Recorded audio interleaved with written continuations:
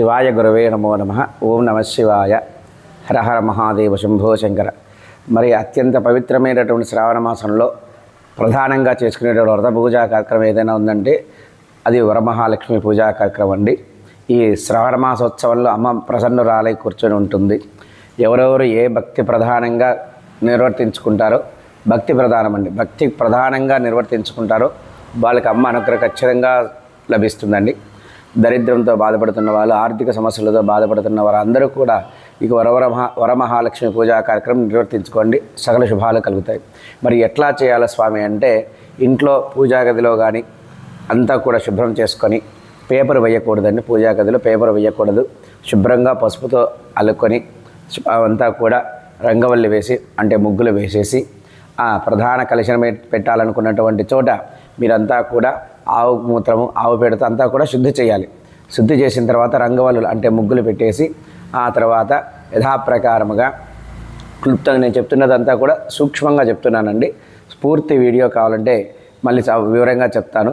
ఈ యొక్క విధంగా శుద్ధి చేసుకున్న తర్వాత ఆ యొక్క ప్రదేశంలో అమ్మవారు కూర్చోబెట్టడానికి ఒక పీఠం పెట్టుకోవాలి. పీఠం పెట్టుకున్న తర్వాత పీఠం మీద ఒక నూతన వస్త్రం ధరించాలి. నూతన వస్త్రం మీద కొద్దిగా రాగి ప్లేట్ కానీ ఇత్తడి ప్లేట్ కానీ పెట్టుకోండి. ఇత్తడి ప్లేట్ పెట్టుకున్న తర్వాత అందులో బియ్యం పోయాలి. బియ్యంలో శ్రీకారం రాయండి. శ్రీకారం, శ్రీ ఓం శ్రీ మహాలక్ష్మీ నమః అని రాయండి. ఆ తర్వాత ఒక రాగి చెంబు పెట్టాలి. రాగి కానీ ఇత్తడి కానీ వెండి కానీ పెట్టుకోవచ్చు. ఎవరి శక్తానుసారం వాళ్ళు చేసుకోవచ్చండి. ఇదే స్టీలు మాత్రం పెట్టకూడదు. స్టీలు చెంబు అస్సలు పెట్టద్దండి.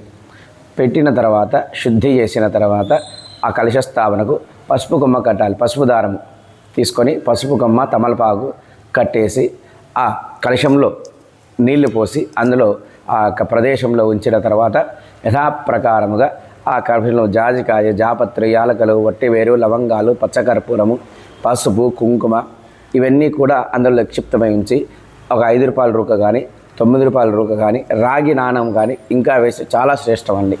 రాగి నాణాలు పూర్వం దొరికేది, ఇప్పుడు దొరకట్లేదు కాబట్టి కాయిన్ వేస్తున్నారు. 5 రూపాయలు కానీ 9 రూపాయలు కానీ లేదా 11 రూపాయలు కానీ అందులో ఉంచండి. ఉంచిన తర్వాత పసుపుకు నేను చెప్పినట్లుగానే మంగళ ద్రవ్యాలన్నీ కూడా అందులో నిక్షిప్తమై ఒక పసుపు కొమ్మ కూడా అందులో వేయండి. ఆ ప్రకారముగా వేసిన తర్వాత కింద పడకుండా, చెట్టు నుంచి కింద పడకుండా ఒక కొబ్బరి బొండాన్ని తీసుకొచ్చుకొని ఆ కొబ్బరి బొండాన్ని శుభ్రంగా కడిగేసి పసుపు రాసి బొట్టు పెట్టి ఆ యొక్క కలశ మామిడాకులు పెట్టేసిన తర్వాత కలశం మీద ఈ